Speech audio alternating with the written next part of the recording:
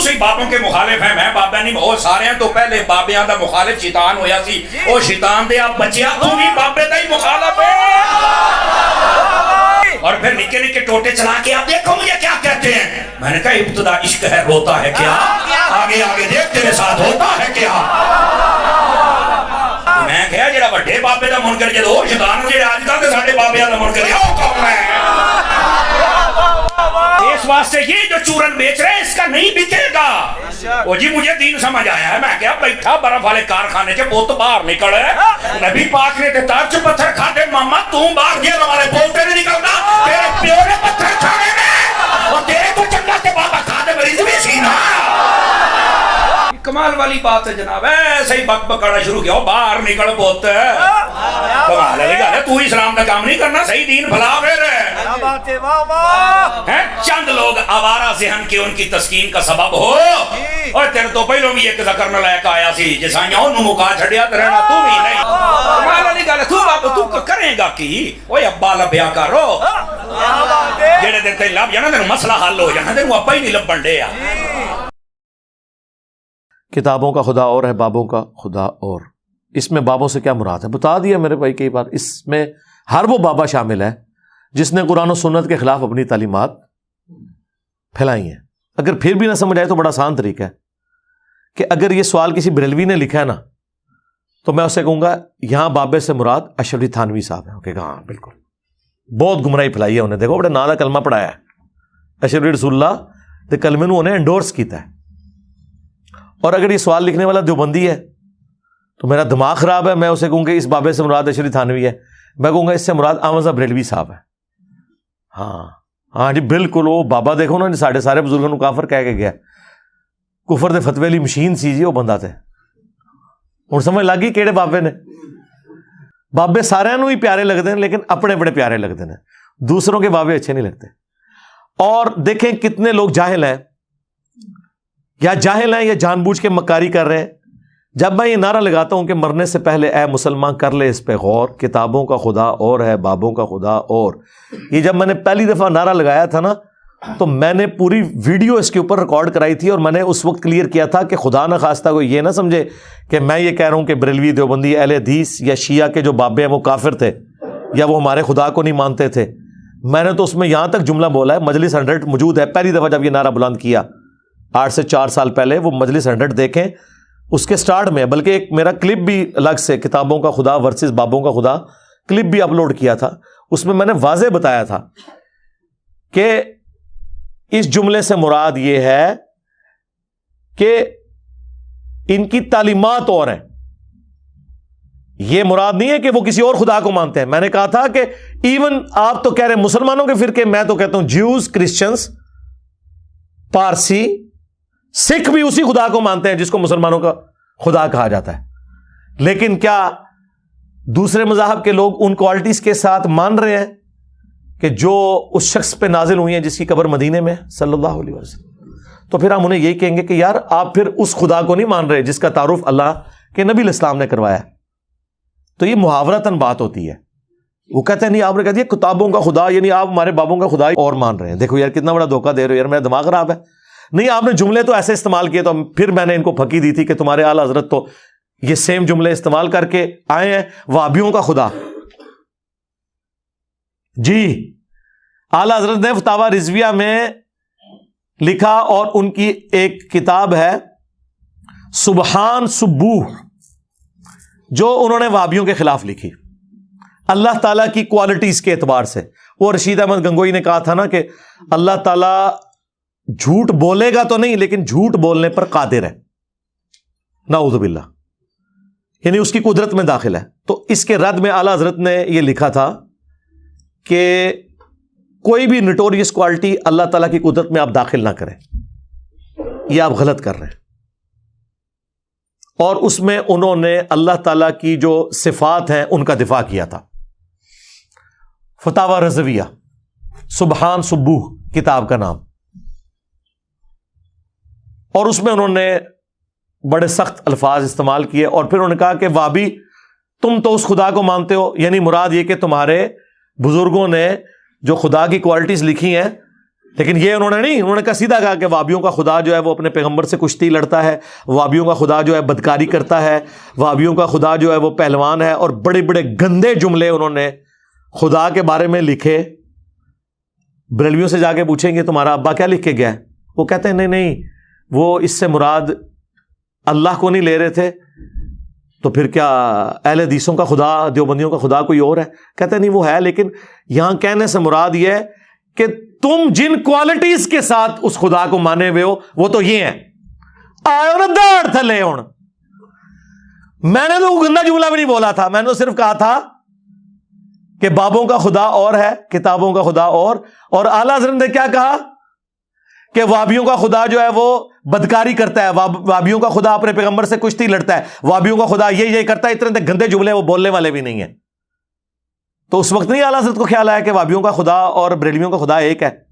وہ کہتے نہیں گویا کہ آئے صدقے میں نے چیلنج کیا ہے کہ اگر اصول اور مبانی آپ ایک جگہ لکھیں میری کوئی ایک بات بھی قابل گرفت نہیں ہوگی، کیونکہ اس سے زیادہ ورسٹ فارم میں ان کے سارے بزرگ وہ ساری باتیں کر کے گئے ہیں، لیکن ان کی وجہ سے دنیا میں چینج نہیں آئی.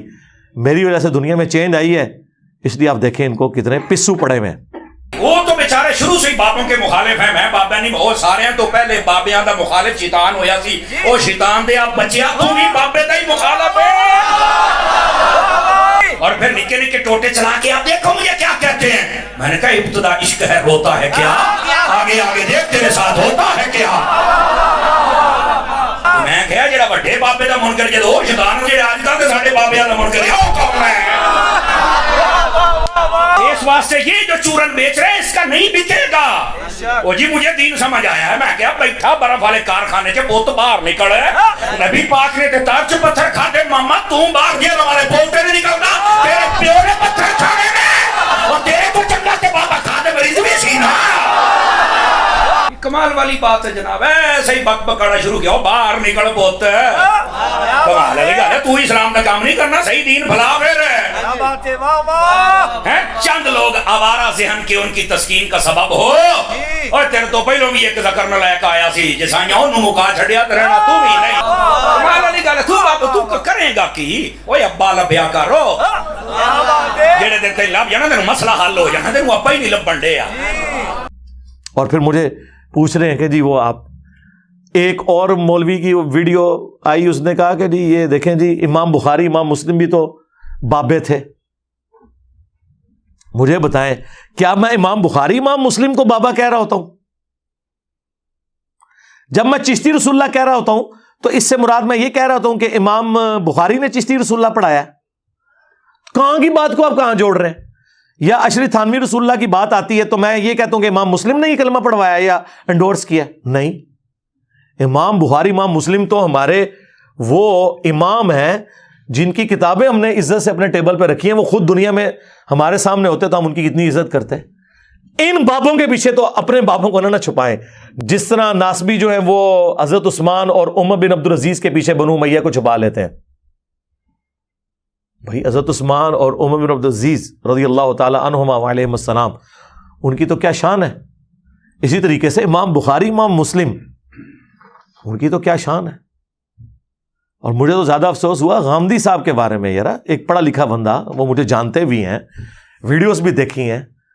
میرے بارے میں ہی سوال ہوا نام لیے بغیر. ظاہر یہ تو ایک ہوشیاری ہوتی ہے نا کہ آپ جوڈیشری کی لینگویج میں بچ جاتے ہیں کہ جی آج کل کچھ لوگ آئے ہیں ان سے سوال وہ ہو رہا ہے کہ جی وہ کہتے ہیں جی کتابوں کا خدا اور بابوں کا خدا اور ہے اور وہ سارے بزرگان دین کی. تو غامدی صاحب نے کہا کہ یہ حدیث کی کتابیں بھی تو ان بابوں نے لکھی ہیں، پہلے تو بابے ہوتے ہیں، کتابیں تو بعد میں آتی ہیں.